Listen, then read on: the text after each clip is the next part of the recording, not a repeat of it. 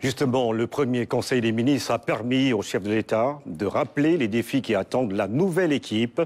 Un projet de rupture pour un Sénégal souverain avec des orientations précises dans les domaines comme l'économie, les finances, la sécurité et la politique extérieure. Oumar Nying.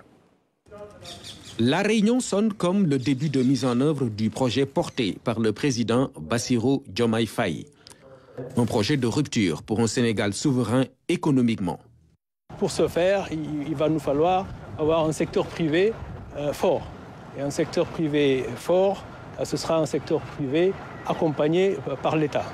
Et accompagné par un État également fort. Donc nous allons nous atteler, n'est-ce pas, avec nos collègues des finances et du budget, nous assurer d'avoir des finances publiques solides, un cadre macroéconomique solide, avec des marges de manœuvre disponibles, de telle sorte à pouvoir accompagner notre secteur privé.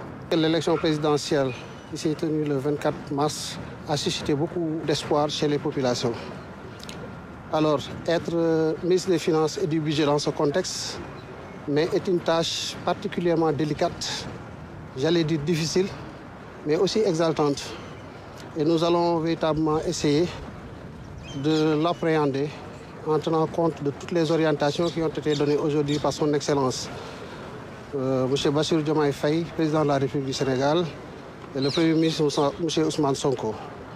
Et ces orientations résultent en quelques termes assez importants dans une république.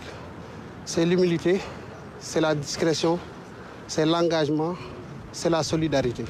Les orientations mettent le citoyen au cœur de la démarche, notamment dans la gestion de la sécurité publique. C'est l'état de droit qui est mis en avant. L'état de droit d'abord, ensuite la proximité avec les populations, aussi bien sur le plan de l'administration territoriale que sur le plan de la police. Il s'agit, au-delà de mettre en place des infrastructures au plus près des populations, d'associer ces populations à l'instauration d'une culture de sécurité par le consensus, par la concertation. Il faut mettre beaucoup plus l'accent sur la dignité humaine et vraiment respecter les droits de l'homme.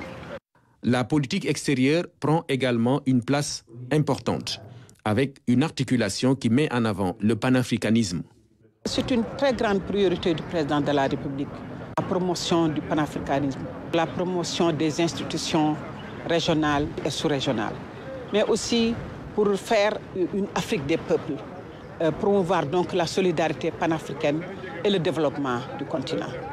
Nous avons aussi discuté bien sûr du travail du ministère des Affaires par rapport aux urgences qui nous interpellent, au positionnement du Sénégal dans l'arène internationale pour que tous les Sénégalais se sentent bien dans leur peau au Sénégal et à l'étranger.